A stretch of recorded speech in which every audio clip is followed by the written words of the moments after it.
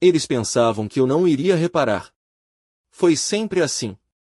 Os postais de aniversário que nunca chegavam, as chamadas repentinas apenas quando as contas estavam para vencer, a forma como o marido da minha filha, o Marco, sorria de lado sempre que dizia ela não vai viver para sempre. Mas eu reparava em tudo. Simplesmente não dizia nada. Até ver o débito de 25.000 euros no extrato do meu cartão de crédito. Gastos num resort de 5 estrelas no Algarve, pacotes de spa e roupas de designer. Tudo em meu nome, há poucos dias do meu 70º aniversário. Enquanto eles riam e brindavam as suas férias gratuitas, eu fiz uma chamada. Silenciosa. Precisa. Legal. Eles não sabiam que a casa ainda estava em meu nome, que eu nunca tinha finalizado a transferência da propriedade. Uma semana depois, chegaram à casa e encontraram uma notificação de execução hipotecária na porta. As fechaduras já tinham sido mudadas. A reação deles foi algo digno de se ver. A luz da manhã coava-se suavemente pelas persianas da minha cozinha em Tavira enquanto eu mexia minha bica, observando o vapor subir em espirais preguiçosas. 69 anos de vida ensinaram-me que os momentos mais tranquilos precedem frequentemente as tempestades mais devastadoras. Naquela manhã de terça-feira, no entanto, tudo parecia perfeitamente normal no meu pequeno refúgio. A minha casa tem sido meu santuário nos últimos 20 anos, cada canto refletindo a ordem que eu cultivei após décadas a trabalhar como contabilista, onde os números não mentem e os padrões revelam verdades que as palavras muitas vezes escondem. As faturas estavam organizadas por data de vencimento na minha secretária, os livros de contabilidade pessoal atualizados até ao último cêntimo. O meu mundo fazia sentido porque eu me certificava de que assim fosse. Liguei o meu computador portátil, uma rotina matinal tão familiar como preparar o café. Verificar as minhas contas bancárias era algo que fazia religiosamente todas as terças e sextas-feiras, um hábito que salvara mais do que um cliente de desastres financeiros durante os meus anos na firma. Os números apareceram no ecrã com a sua familiar precisão digital, mas algo estava terrivelmente errado. A minha conta a prazo mostrava o saldo esperado, a minha conta a ordem também. Mas o meu cartão de crédito. Fiquei imóvel, com a chávena de café a meio caminho dos lábios. 25.000 euros. O limite completo, esgotado. Atualizei a página, pensando que talvez fosse um erro do servidor. Os números permaneceram, teimosos, no seu lugar. Cliquei no histórico de transações com os dedos a começarem a tremer ligeiramente. O rastro era meticuloso e devastador: hotéis de 5 estrelas em Vila Moura, restaurantes exclusivos na Quinta do Lago, lojas de luxo na Avenida da Liberdade, em Lisboa, numa escapadela anterior.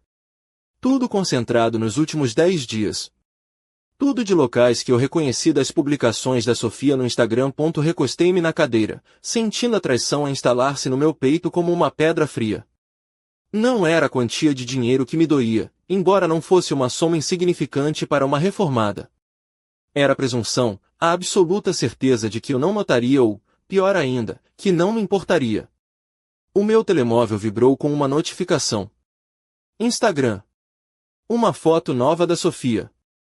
Ela e o Marco no que parecia ser um terraço privado com vista para o oceano, taças de champanhe erguidas, sorrisos radiantes. A legenda dizia: a recarregar baterias. Bem merecido. Tempo de qualidade. Férias. Tempo em família, sem me convidarem. Usando o meu dinheiro para um descanso que eles achavam que mereciam. Fechei a aplicação sem fazer gosto nem comentar, algo que normalmente teria feito. Durante anos, fui a avó e a mãe que sempre apoiava, sempre celebrava os momentos de felicidade dos outros, mesmo quando me excluíam deles.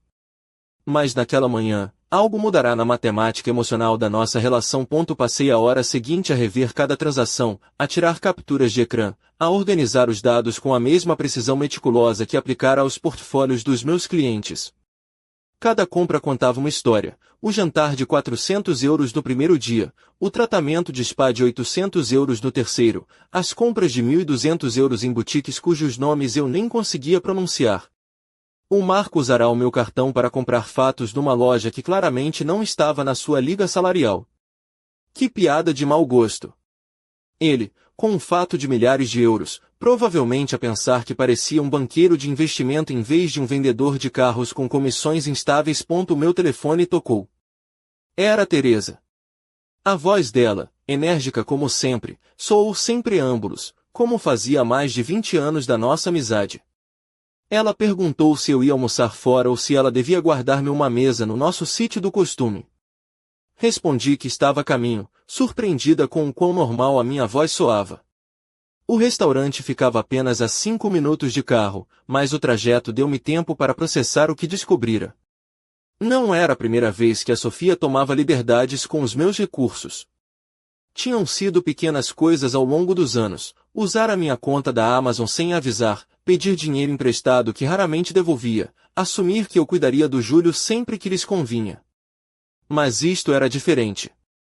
Isto era deliberado, calculado e executado com a confiança de alguém que sabia que não haveria consequências. A Teresa já estava sentada na nossa mesa habitual, a examinar o menu, embora o conhecesse de cor. Aos 71 anos, a minha melhor amiga mantinha o cabelo perfeitamente arranjado num penteado elegante e usava um batom vermelho vivo mesmo para almoçar num café de bairro. Ela era tudo o que eu não era, vocal, dramática, disposta a criar uma cena se a situação o exigisse. Ela usava um vestido floral vibrante que contrastava fortemente com o meu conjunto bege e prático, e os seus anéis de prata tilintavam enquanto gesticulava. Assim que me sentei, ela declarou que eu estava com um ar péssimo e exigiu saber o que se passava. Contei-lhe sobre as transações enquanto ela pedia um chá gelado extra doce e uma salada que sabia que não conseguiria terminar.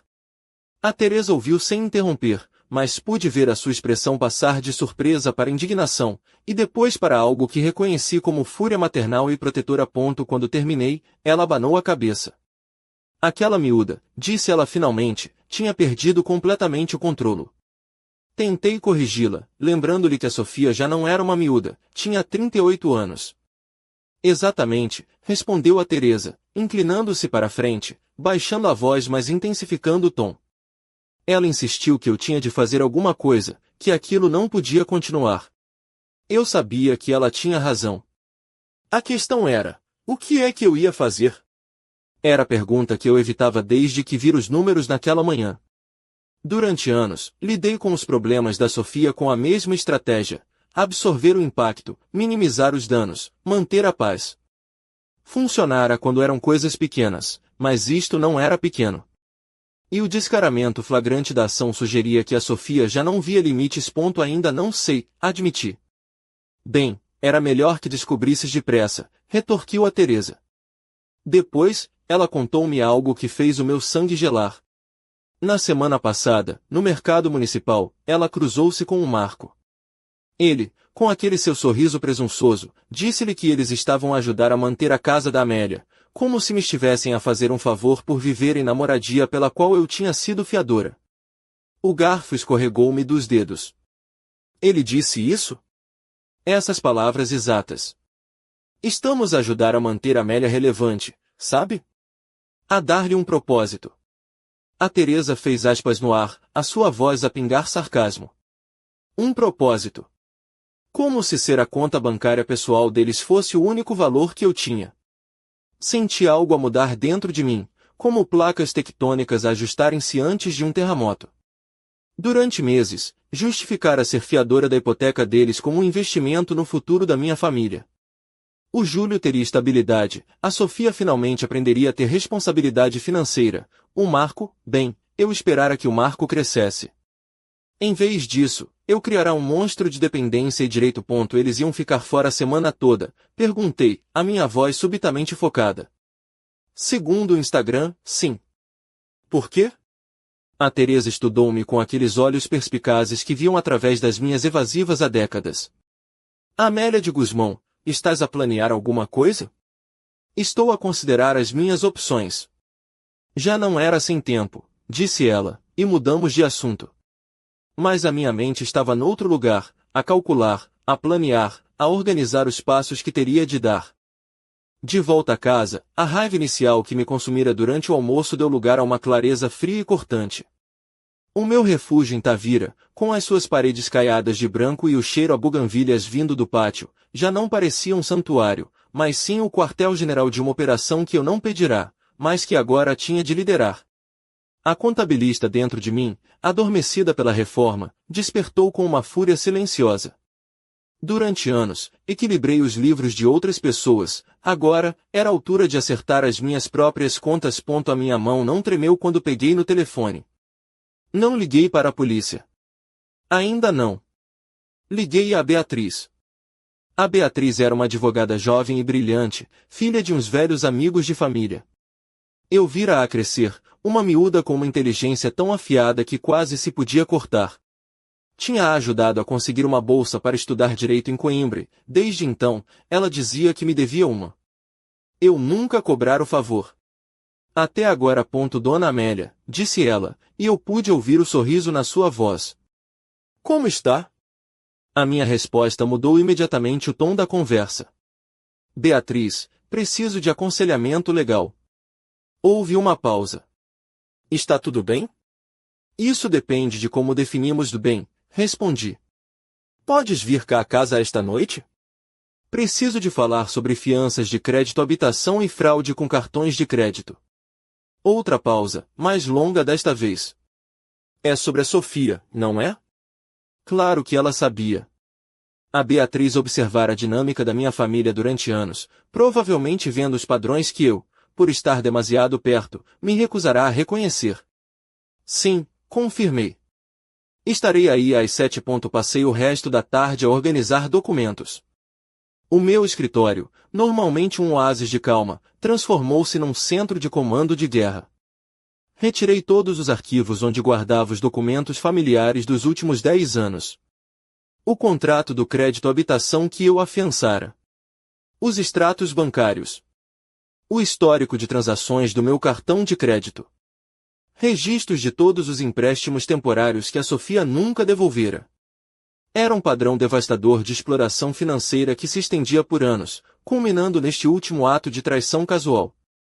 Encontrei o e-mail do Marco, de há 2 anos, a assegurar-me que os pagamentos da hipoteca estariam sempre em dia, escrito com uma prosa tão florida que agora me parecia obscena.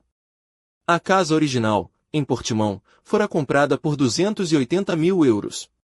Eu dera a entrada de 60 mil euros, praticamente todas as minhas poupanças na altura, porque a Sofia chorara, explicando-me que, sem a minha ajuda, o Júlio cresceria num apartamento inadequado num bairro perigoso. O Marco estivera presente nessa conversa, acenando gravemente enquanto falava de investir no futuro da família. Agora, revendo os papéis com os olhos de uma contabilista em vez dos de uma mãe devota, vi as bandeiras vermelhas que ignorara. Os seus rendimentos combinados mal qualificavam para metade do empréstimo. Os seus históricos de crédito tinham buracos que deveriam ter sido alarmantes. O banco só aprovou o empréstimo porque eu estava disposta a ser fiadora, e o meu crédito impecável e os meus ativos fizeram com que tudo parecesse seguro. Para o banco, claro. Para mim, fora uma sentença de servidão financeira. Às 7, a Beatriz tocou a campainha.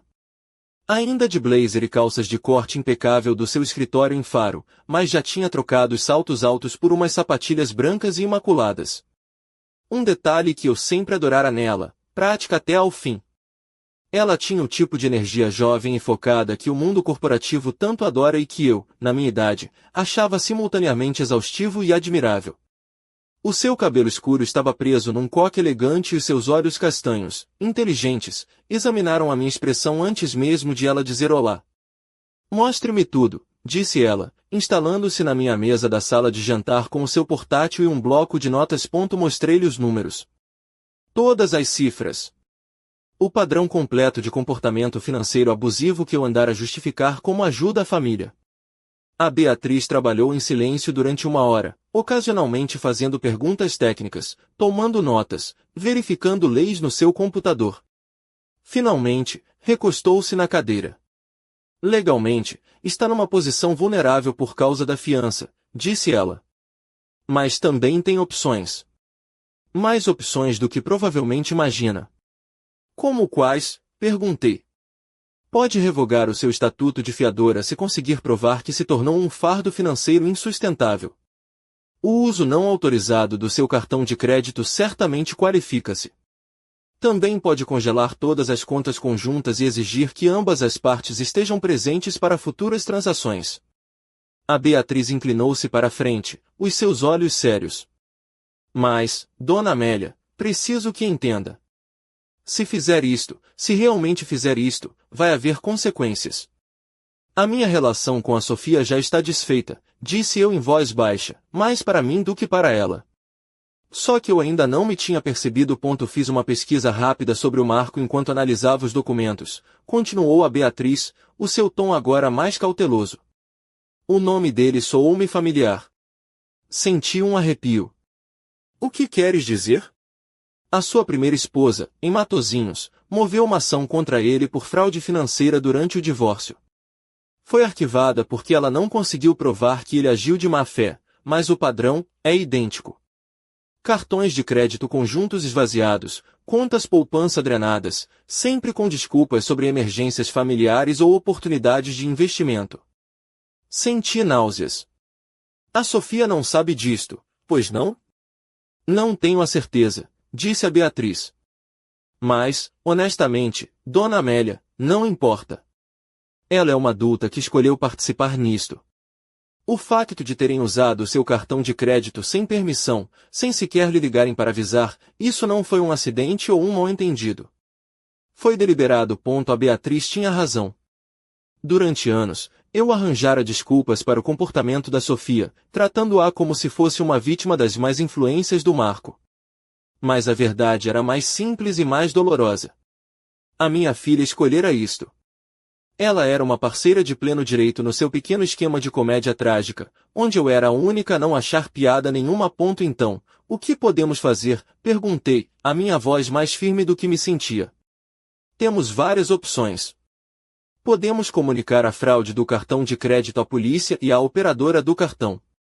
Podemos iniciar o processo para remover como fiadora da hipoteca, com base no incumprimento das obrigações acordadas. Podemos congelar qualquer acesso futuro às suas contas. A Beatriz fez uma pausa, olhando para mim com atenção. Ou, podemos fazer tudo isso de uma vez. Enviar uma mensagem muito clara. Quanto tempo demoraria? A comunicação da fraude é imediata. A remoção da fiança, talvez 2 semanas, se não houver complicações. O banco provavelmente exigirá que o Marco e a Sofia se qualifiquem para o empréstimo sozinhos, o que, ela consultou as suas notas, com base no que vi das finanças deles, é altamente improvável. O que é que isso significa? Significa que, se avançar com isto, há uma grande probabilidade de eles perderem a casa. As palavras pairaram no ar entre nós. Durante anos, aquela casa representará estabilidade para o Júlio, um lar para minha família. Mas também representará a minha vulnerabilidade financeira, a minha incapacidade de dizer não, a minha disposição para ser explorado em nome do amor familiar. O Júlio, murmurei. Já pensei nisso, disse a Beatriz suavemente. Ele é menor de idade. Se os pais perderem a casa, ele tem o direito legal de solicitar viver com um outro familiar. Consigo, por exemplo. A ideia atingiu-me como um raio. O Júlio a viver comigo, longe da toxicidade financeira dos pais, num ambiente onde o dinheiro era respeitado em vez de ser roubado. Onde as palavras significavam alguma coisa. Ele quereria isso? Não sei, admiti. Mas vale a pena considerar. Passamos as 3 horas seguintes a preparar os documentos. A Beatriz era meticulosa, explicando-me cada formulário, cada implicação legal. Assinei a denúncia de fraude do cartão de crédito. Iniciei o processo para remover a minha fiança da hipoteca. Autorizei a Beatriz a congelar todas as contas conjuntas existentes. Cada assinatura parecia um ato de libertação. Está preparada para o que vem a seguir? Perguntou a Beatriz, guardando os documentos na sua pasta. A Sofia vai ficar furiosa. O Marco vai tentar manipulá-la. Vão dizer coisas horríveis. Está bem com isso? Pensei na pergunta. Durante anos, eu evitara o conflito a todo custo. Mas essa paz fora comprada com a minha dignidade. A caminhada de volta para minha casa foi a mais longa e, ao mesmo tempo, a mais curta da minha vida. Os meus passos sentiam-se medidos, deliberados, enquanto o som de vozes exaltadas se desvanecia atrás de mim. Pela primeira vez em anos, eu dissera a minha verdade. Sem pedir desculpa por ela, sem suavizar as arestas para fazer os outros sentirem-se mais confortáveis com a sua própria má conduta. Uma vez dentro de casa, servi-me de um copo de água com as mãos a tremer ligeiramente, não de medo, mas de adrenalina. O que eu acabara de fazer era irreversível. Cruzar uma linha que evitara durante décadas, e do outro lado dessa linha, havia uma versão de mim mesma que eu não reconhecia completamente. Uma mulher que se defendia. O meu telemóvel começou a tocar 20 minutos depois. Sofia. Deixei ir para a caixa de correio. Voltou a tocar imediatamente. Outra vez, Sofia. Caixa de correio. Na terceira tentativa, atendi. A voz dela estava embargada pelas lágrimas, mas havia algo mais ali, pânico genuíno. Ela implorou para que eu parasse com aquilo. Acabaram de falar com o banco, disse ela, a voz a subir uma oitava. O banco informou-os de que teriam de se qualificar para o empréstimo sozinhos, ou então, a voz dela quebrou-se, ou então o banco iniciaria o processo de execução hipotecária. Eu sei, disse eu, simplesmente. A sua incompreensão era palpável. Ela explicou, como se eu fosse uma criança, que eles não se podiam qualificar para 280 mil euros sozinhos, que os seus rendimentos não eram suficientes. Eu sei, repeti. Houve uma longa pausa. Quando a Sofia falou novamente, a sua voz tinha aquela qualidade aguda e desesperada que eu me lembrava das suas birras de infância. O que é que eu queria? Dinheiro? Um pedido de desculpas? O que é que eles tinham de fazer para consertar isto? A pergunta revelou tanto sobre como ela via o mundo. Para Sofia, isto era um problema que se podia resolver com as palavras certas ou a quantidade certa de drama.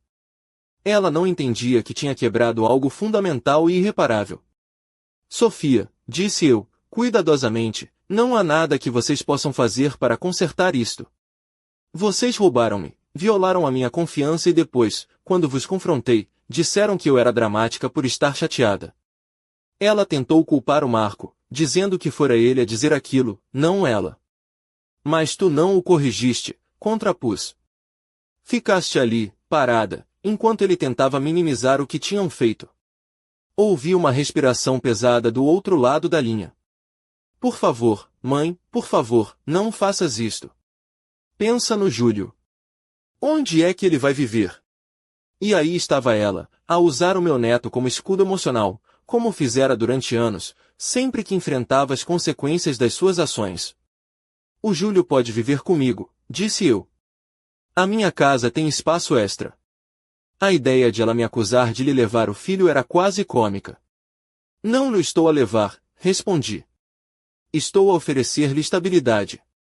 A chamada terminou com um clique abrupto. 10 minutos depois, o meu telefone tocou novamente. Desta vez, era o Marco. A sua voz tinha aquela qualidade controlada que ele usava quando tentava ser persuasivo em vez de conflituoso. Ele achava que tinha havido um grande mal-entendido. Não houve mal-entendido, cortei. Ele tentou uma nova tática, culpando a Sofia pela sua dramaticidade e admitindo que talvez não tivesse lidado com a situação da melhor maneira. Mas insistiu que eu tinha de entender a posição em que aquilo os colocava. Entendo perfeitamente a posição em que isto vos coloca, respondi. Coloca-vos na posição de enfrentarem as consequências das vossas ações. A sua voz tornou-se mais prática. Se eles perdessem a casa, todos perderíamos. Eu perderia o meu investimento. Marco, interrompiu, eu perdi o meu investimento há muito tempo. Coloquei mais de 100 mil euros nesta família nos últimos 5 anos e nunca vi um cêntimo de volta. Pelo menos agora posso estancar a hemorragia. Mas e o Júlio? Ele insistiu, a manipulação tão transparente que quase admirei a sua audácia. Iria eu realmente destruir a estabilidade de um rapaz para provar um ponto? O Júlio terá estabilidade comigo, numa casa que não está construída sobre mentiras financeiras. Ele não podia simplesmente decidir que o rapaz ia viver comigo, protestou ele. O Júlio pode decidir por si mesmo, respondi. Ele tem 17 anos. É suficientemente velho para ter uma palavra a dizer sobre onde vive. O Marco desligou sem mais uma palavra. Naquela noite, enquanto tentava ler na minha sala de estar, vi luzes acenderem-se e apagarem-se na casa em frente, sombras a moverem-se atrás das janelas de maneiras que sugeriam conversas intensas, possivelmente discussões. Às 10 da noite, o BMW do Marco saiu da entrada de forma abrupta. Às 11, alguém bateu suavemente à minha porta. Era o Júlio, com uma mochila da escola pendurada no ombro e uma expressão que era metade pedido de desculpas, metade determinação. "Posso entrar?" perguntou ele em voz baixa. "Claro que sim." Abri mais a porta, notando que ele olhava por cima do ombro para sua casa antes de entrar. Sentou-se no meu sofá, ainda com a mochila posta, como se não tivesse a certeza se ia ficar. Ele disse que tinha ouvido as chamadas telefônicas, ou pelo menos o lado deles.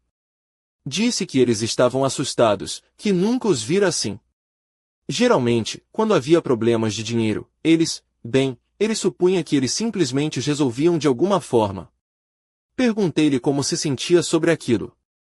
O Júlio ficou em silêncio por um longo momento, a olhar para as mãos. Confuso. Ele sabia que o que eles fizeram foi errado, usar o meu cartão de crédito sem perguntar. Mas também, continuou ele lentamente, aquela era sua casa, o único lar de que realmente se lembrava. E ele sabia que a mãe e o Marco podiam ser muita coisa, mas eram a sua família. Senti o meu coração partir-se um pouco por ele.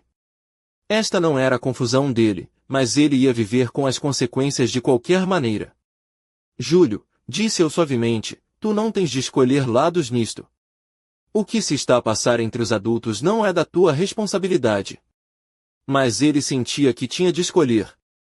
Se eles perdessem a casa, onde é que ele dormiria naquela noite se não fosse ali? Aparentemente, a mãe e o Marco estavam a ter muitas conversas intensas, do tipo que incluía culparem-se mutuamente e chorar. Olhei para aquele jovem, que crescerá no meio de tanto caos emocional e financeiro, e admirei como conseguirá manter a sua compaixão intacta. Perguntei-lhe se podia ficar ali naquela noite, que o seu quarto de hóspedes estava sempre disponível. Ele preocupou-se que isso me trouxesse problemas. "Júlio", disse-lhe eu já estou metido em todos os problemas possíveis com eles. Mais uma noite, menos uma noite, não vai mudar nada. Ele viu algo no meu rosto que o fez relaxar ligeiramente. Tirou a mochila. "Avó", disse ele, usando um termo que deixará de usar há anos, "eles vão mesmo perder a casa?" "Não sei", respondi. "Depende se conseguem encontrar outra forma de financiar o empréstimo. Se não conseguirem, então sim, provavelmente vão perdê-la." Ele acenou lentamente, processando esta informação. "E tu? Tu vais ficar bem?" A pergunta apanhou-me de surpresa. Quando for a última vez que alguém na minha família me perguntara se eu ia ficar bem? "Vou ficar mais do que bem", disse-lhe eu. E percebi que era verdade. Pela primeira vez em anos, eu ia ficar completamente bem. Naquela noite, depois de o Júlio se ir deitar, sentei-me na minha cozinha com uma chávena de chá de cidreira e revi as minhas finanças. Sem os pagamentos da hipoteca da Sofia e do Marco como uma responsabilidade potencial, sem o acesso deles aos meus cartões de crédito, sem a pressão constante de ser o banco da família, os meus números pareciam sólidos. Mais do que sólidos. Eu podia viajar, se quisesse. Podia remodelar a minha cozinha, um sonho que adiava há anos. Podia doar a causas que me eram queridas. Podia viver. O meu telemóvel vibrou com uma mensagem de texto da Sofia. "Não posso acreditar que estás a fazer isto, depois de tudo o que fizemos por ti." Li-a 2 vezes, tentando entender o que é que ela achava exatamente que eles tinham feito por mim. Os pagamentos da hipoteca que fizeram pela sua própria casa? Os empréstimos que nunca pagaram? As férias que tiraram com o meu dinheiro roubado? Não respondi à mensagem. Em vez disso, escrevi um e-mail a Beatriz. "O Júlio está a ficar comigo esta noite, possivelmente por mais tempo. O que preciso de saber legalmente?" A sua resposta chegou em menos de 20 minutos. Aos 17 anos, ele pode escolher onde viver. Se ambos os pais concordarem, é simples. Se não, poderemos precisar de um processo de custódia temporária. "Queres que prepare os documentos?" para o caso de precisares? Perguntou ela. Sim, respondi. Prepara os pontos enquanto apagava as luzes e me dirigia para a cama. Ouvi um carro a chegar à entrada da casa em frente. O Marco regressara. As luzes acenderam-se no andar de cima e, embora eu não conseguisse ouvir as vozes, a qualidade das sombras a moverem-se atrás das janelas sugeria que as conversas intensas do Júlio iriam continuar pela noite dentro. O amanhã seria mais um dia de consequências, mais um dia em que a minha família enfrentaria uma realidade que passará anos a evitar. Mas naquela noite, na minha própria casa, com o meu neto a dormir em segurança no quarto de hóspedes, senti-me mais em paz do que estivera em anos. As consequências, descobri, podiam ser incrivelmente libertadoras. Durante as 2 semanas seguintes, observei da minha janela a vida do outro lado da rua desmoronar-se em câmara lenta. O Júlio estabelecera uma rotina silenciosa entre as duas casas. Dormia no meu quarto de hóspedes, mas regressava todos os dias depois da escola para tentar mediar as crises cada vez mais intensas dos pais. Chegava à minha porta todas as noites mais cansado, mais preocupado, envelhecendo diante dos meus olhos de uma forma que me partia o coração. O banco ligou-lhes outra vez hoje, disse-me ele uma noite, enquanto jantávamos. Eu começara a cozinhar para 2 automaticamente, e ele começara a pôr a mesa sem que eu lhe pedisse. Pequenos rituais domésticos que pareciam surpreendentemente naturais. Eles têm até sexta-feira para encontrar um novo fiador ou qualificarem-se sozinhos. O Júlio empurrou as ervilhas pelo prato. O Marco passou o dia todo a ligar para bancos. A mãe tem ligado a todos os parentes que conhece. Tiveram sorte? Não. Os bancos continuam a dizer que os rendimentos deles não são suficientes. E a família? O Júlio fez uma careta. Aparentemente, o tio Roberto lembrou a mãe dos 3.000 euros que ela lhe pediu emprestado há 2 anos e nunca devolveu. Quase me ri, apesar da gravidade da situação. A Sofia queimara tantas pontes financeiras ao longo dos anos que agora, quando realmente precisava de ajuda, não havia ninguém disposto a arriscar-se. Como te sentes com tudo isto? Perguntei. O Júlio pousou o garfo e olhou-me diretamente. Honestamente? Aliviado. A resposta surpreendeu-me. Eu sei que sou horrível, e não quero que eles percam a casa, a sério que não. Mas, ele parou, a lutar com as palavras. Avó, eu vivi com esta ansiedade constante durante anos. À espera da próxima crise financeira, da próxima discussão sobre dinheiro, da próxima vez que eles teriam de te pedir ajuda. E sempre a saber que, de alguma forma, a culpa era minha. Nunca foi culpa tua. Eu sei. Quer dizer, eu sei agora. Mas quando se é miúdo e os pais estão sempre estressados com o dinheiro, e depois vão sempre ter com a avó para resolver as coisas, começa-se a sentir que se é muito caro de manter. A revelação atingiu-me como um soco no estômago. Todo este tempo, eu pensara que estava a proteger o Júlio, a mantê-lo naquela casa, e ele carregar o peso da irresponsabilidade financeira dos pais. Na sexta-feira, o dia chegou com uma clareza brutal. Às 2 da tarde, vi um carro do banco estacionar à porta deles. Um homem de fato saiu com uma pasta e uma capa de documentos. Permaneceu à porta durante 10 minutos antes de a Sofia finalmente abrir. Da minha janela, pude ver toda a troca através de gestos. O homem a falar com uma voz comedida, a Sofia a gesticular, o Marco a aparecer atrás dela, a pegar nos papéis, a lê-los. Depois, ele encostou-se ao umbral da porta como se os joelhos tivessem cedido. O meu telefone tocou 20 minutos depois de o homem do banco se ir embora. Mãe. A voz da Sofia soava entorpecida. Temos 30 dias. 30 dias para quê? Para sair. A execução hipotecária começou oficialmente. Temos 30 dias para fazer as malas e encontrar outro sítio para viver. Não disse nada. O que havia para dizer? Mãe, a voz dela quebrou-se. Vais mesmo deixar que isto aconteça?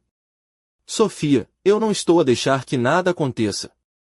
Vocês fizeram isto. Mas tu és minha mãe. As mães deviam ajudar os filhos. As mães ajudam os filhos, respondi, a minha voz fria como gelo.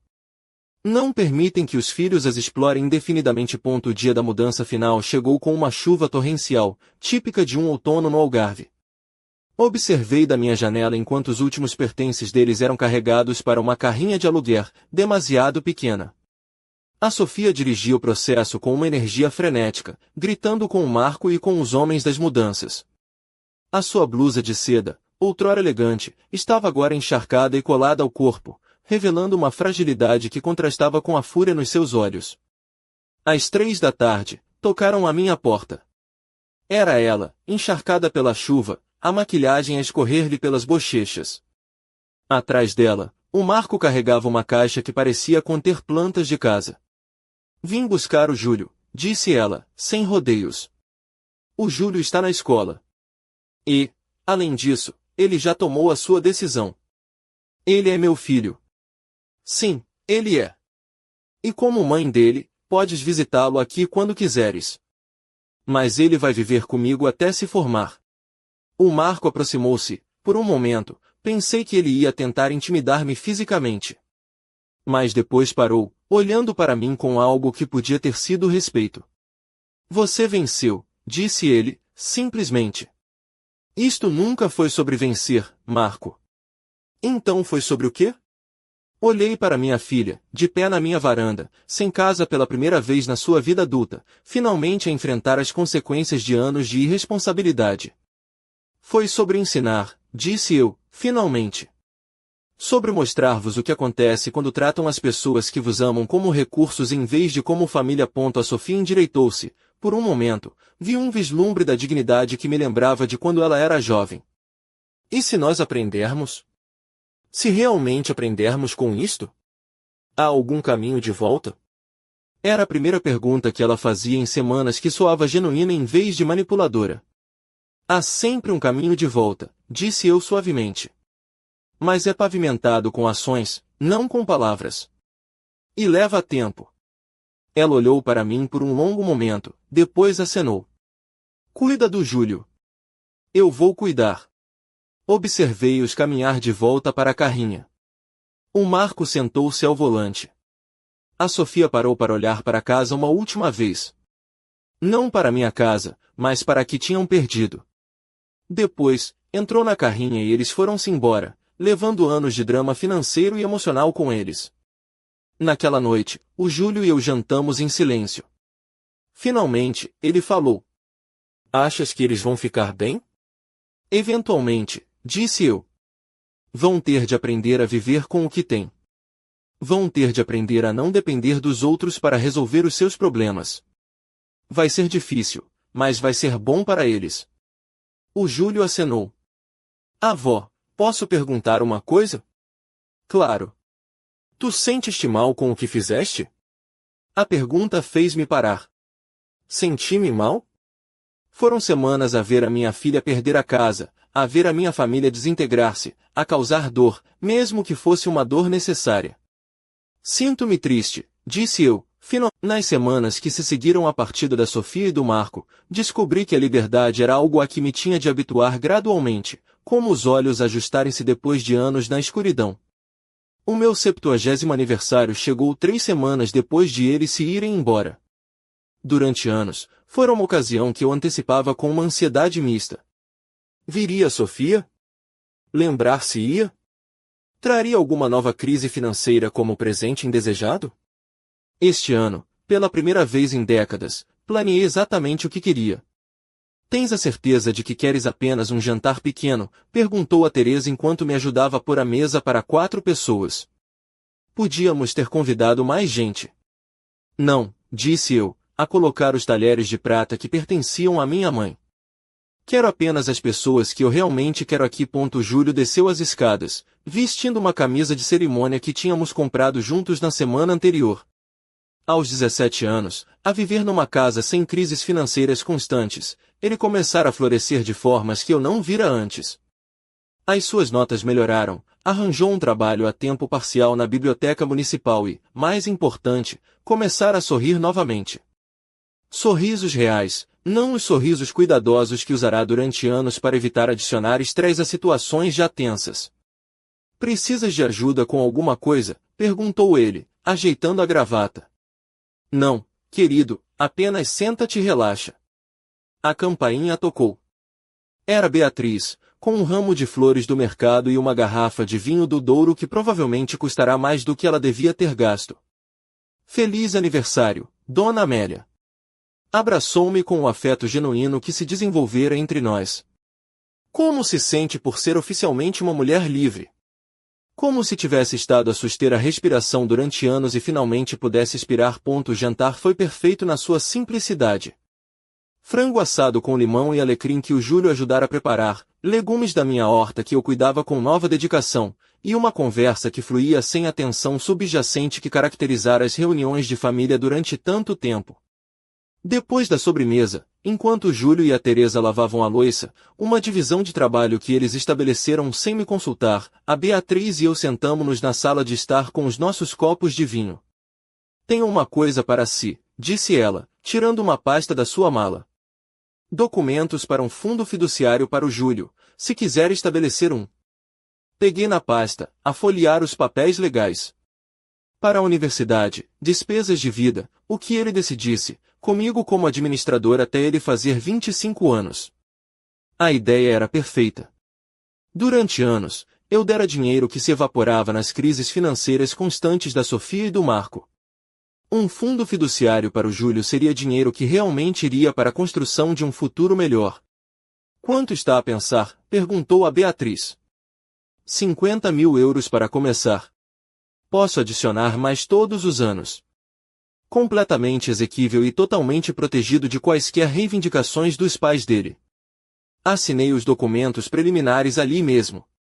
Mais um ato de libertação, mas desta vez a construir algo positivo em vez de simplesmente cortar algo tóxico. 3 meses depois do meu aniversário, a Sofia ligou.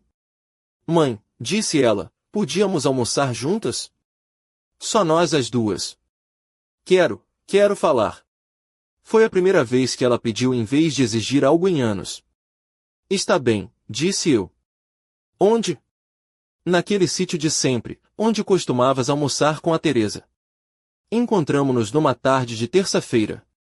A Sofia chegou num rondo ousado que claramente vira melhores dias, vestindo roupas que eu reconheci de anos atrás. Perderá peso, e não da maneira saudável. Tinha o ar tenso de alguém sob estresse constante, mas havia algo diferente na sua postura. Menos arrogante, mais cuidadosa.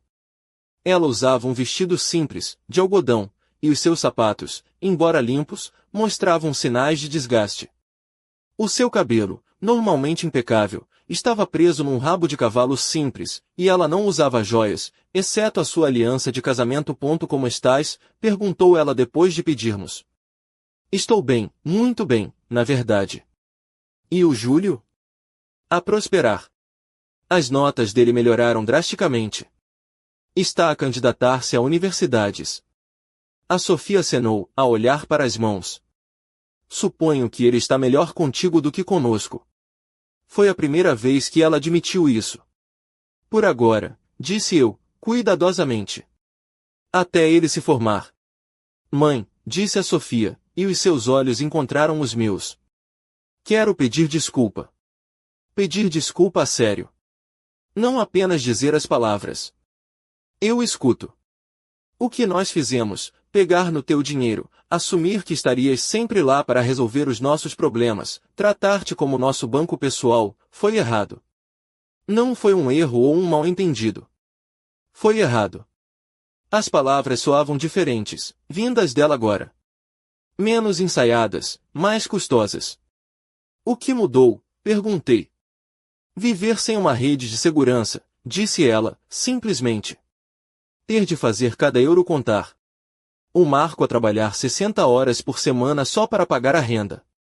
Perceber que todas as coisas que achávamos que merecíamos, nunca as tínhamos realmente ganho. Ela deu um golo no seu chá, as mãos a tremer ligeiramente. Sabes qual foi a parte mais difícil? Continuou ela. Foi perceber que o Júlio estava melhor sem nós. Que um rapaz de 17 anos teve de fugir dos próprios pais para encontrar estabilidade. As lágrimas começaram a escorrer-lhe pelas bochechas. Não sei se alguma vez conseguiremos consertar isto, disse ela. Não sei se devias confiar em nós novamente.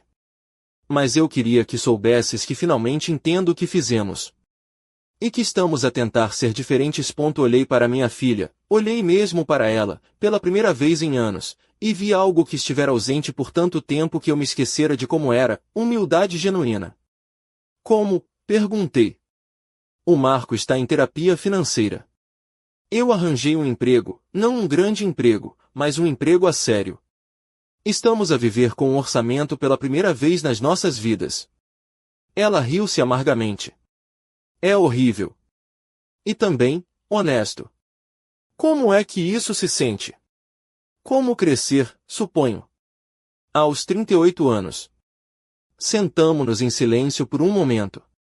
Depois, a Sofia falou novamente. Há alguma maneira de reconstruirmos alguma coisa? Não como antes, eu sei que isso está quebrado para sempre. Mas algo novo. Era a pergunta que eu esperara e temera desde que tudo começara. Talvez, disse eu, finalmente. Mas teria de ser lento. E teria de ser baseado em ações, não em palavras. Que tipo de ações? Provem-me que conseguem gerir as vossas próprias finanças. Prove-me que conseguem ter uma relação que não esteja centrada no que podem obter de mim. Provem-me que aprenderam a diferença entre amor e facilitismo. A Sofia acenou. E o Júlio? O Júlio toma as suas próprias decisões sobre a sua relação convosco. Mas ele fala a partir de uma base de estabilidade agora, não de desespero ou culpa. Entendo. Naquela noite, enquanto Júlio e eu cozinhávamos juntos, contei-lhe sobre o almoço. Como te sentes sobre isso? Perguntei. Esperançoso, disse ele, surpreendendo-me. Mas cauteloso. É horrível que uma parte de mim queira que eles provem que podem mudar antes de eu me abrir a eles novamente?